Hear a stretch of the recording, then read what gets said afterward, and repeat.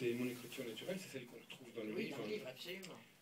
Parce que je tenais à ce que le livre, je peux en parler 2 minutes, je tenais à ce que le livre comporte des stigmates d'écriture, parce que manuscrit, parce que je pense que c'est quelque chose qui est en train momentanément de disparaître et que c'est quelque chose de précieux, pas mon écriture en elle-même, mais le fait même de tracer des mots, que ce soit des lettres d'amour ou d'autres choses, à la main, transmet quelque chose de l'âme, c'est ce que je pense.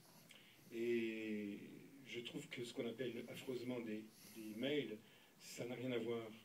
Et il y a une information précieuse, spirituelle, psychique, qui se perd quand on perd les lettres écrites à la main. Puis en plus, il y avait ce délicieux tourment de les attendre. Mais ça reviendra. Je pense que c'est des choses qui reviendront. En tout cas, vous dites que vous, quand il y a eu l'ordinateur, que vous aviez abandonné la Remington, mais qu'aussi bien vous avez repris un papier et un crayon. Enfin, oui, je regressais, je ne sais pas pourquoi. J'aurais dû suivre... régresser, c'est peut-être pas le mot, mais en tout cas, vous avez repris cette pratique. Je suis heureux, mais vous ne pouvez pas imaginer comme quand je... Enfin, c'est pas très français comme je viens de dire, mais on comprend. Mais oui, parce qu'on va plus avoir des pages comme ça. Voilà, quand j'écris comme ça, se voit plus. Si vous voulez, écrire à la main, pour moi, c'est presque un travail de peintre. J'ai une jubilation des... Je ne fais pas que des choses intéressantes quand j'écris, loin de là, loin de là. Mais ma main, elle est heureuse. Ma main, elle est heureuse. Voici quelque chose... pardonnez-moi les approximations, parce que je pense que si ça passe un jour, si ça va un jour dans la petite maison de papier blanchi, au mur blanchi de papier d'un livre, il y aura sans doute des modifications entre-temps. Mais voilà, je l'ai commencé il y a 2 jours, je l'ai poursuivi dans le train.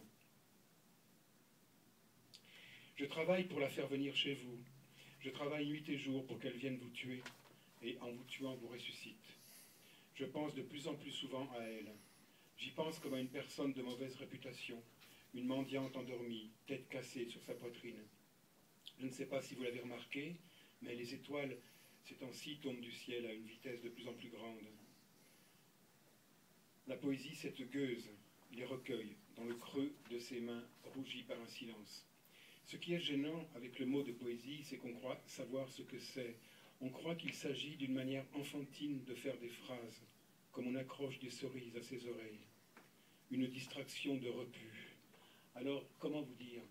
Les seules fois où j'ai entendu quelque chose de vrai et de vivant, c'est à la poésie que je le devais. C'est à son aile de bleu fleuri, à son haleine enflammant les rivières de l'air. Les poètes ne sont pas seulement ni d'abord les gens du livre. Un poète, toute personne qui soudain prend dans sa main une poignée de langage en feu et vous la jette au visage. Les enfants quand ils interrogent, les fous quand ils rêvent, et les oiseaux quand ils chantent, tous alors raniment un feu d'esprit. Je meurs dans ce monde. C'est ce que nous avons en commun. Mourir d'ennui dans un monde glacé de chiffres. La poésie nous sort du cachot du monde après avoir égorgé les sentinelles. Et les sentinelles, c'est nous aussi. Sa grâce a des lueurs d'acier trempé. Un poème, voyez-vous, c'est quelque chose entre un meurtre lumineux et des fiançailles éternelles. Quelque chose comme une déclaration de vie.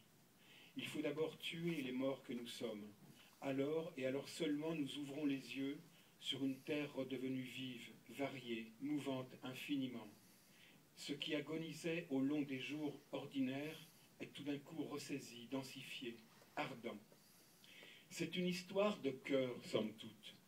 Le cœur est un très ancien palais oriental que nous avons dans la poitrine. Il est cerné de rivières rouges. Des anges y vont, y viennent, portant un plateau de langage sur lequel brille un silence ciselé. Parfois aussi des fleurs sculptées de mauve d'un lilas, ou l'affirmation tonitruante d'une jonquille, ou le rêve en marche d'un nuage. Les saisons ne sont pas des saisons, mais des poèmes que nous nous obstinons à ne pas lire. Le temps n'est pas du temps, mais un ruissellement d'infini, un engouffrement des lumières dans le cœur transpercé par un mot quand ce mot est juste, rigoureux, poétique.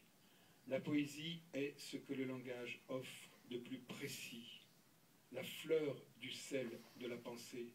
La pensée, ce qui en elle est vivant, nourri par les marées de l'expérience, la pensée se dépose en nous comme le sel dans les salines, par évaporation des apparences, des illusions, des amertumes. Au dur soleil des jours, la pensée apparaît scintillante avec ses grandes étendues blanches. La poésie est la fleur de ce sel, son essence la plus précieuse, la plus rare, légèrement teintée de rose, le diamant immatériel des jours vécus. On ne pourra jamais effacer de la terre le rayonnement divin d'un morceau de pain, ou d'un vin dansant dans sa robe de cristal, ou du silence aux lèvres relevées d'or d'une amoureuse. Les choses vitales, les choses dernières, ultimes, celles qui restent quand notre souffle est presque arraché et nos yeux fatigués de voir, les choses élémentaires, l'eau, le pain, la joie, le poème, sont invincibles, infatigables, ressuscitantes. J'ai vu un homme si vivant que je doute de sa mort après m'être penché sur sa fosse au jour de son enterrement. C'était un poète et un des plus grands. Ces phrases s'éloignent maintenant qu'il n'est plus là pour les nuancer d'un sourire, mais c'est pour revenir à nous depuis l'avenir. Quand un poète meurt, son visage se fond au visage du Dieu des poètes. Il retourne à l'unique, au seul, à la bouche de feu dans les ténèbres, aux yeux immaculés qui s'ouvrent dans le rien. Un jour, cet homme, il s'appelait Jean Grosjean, m'a montré en souriant un pétale de rose qui, en tombant sur la toile cirée de la table, venait de couper notre conversation. « Tiens, m'a-t-il dit, un ange. » Au 8e siècle, un poète chinois nommé Wang Wei écrit ceci. « Si on prétend que la brise printanière ignore le sentiment, pourquoi son souffle nous apporte-t-il les fleurs qui tombent ?» J'ai passé des heures à écouter un poète du 8e siècle. Il vivait à avant les Marcilly, dans l'aube. Tous les poètes de tous les siècles vivent dans l'aube. Leurs mots font se lever le soleil. La poésie, cette gueuse. Sans elle, nous ne voyons rien. Nous ne savons même pas que nous sommes morts. Nous ne devinerions jamais quel panache d'amour fou signe la moindre chute d'un pétale de rose de jardin.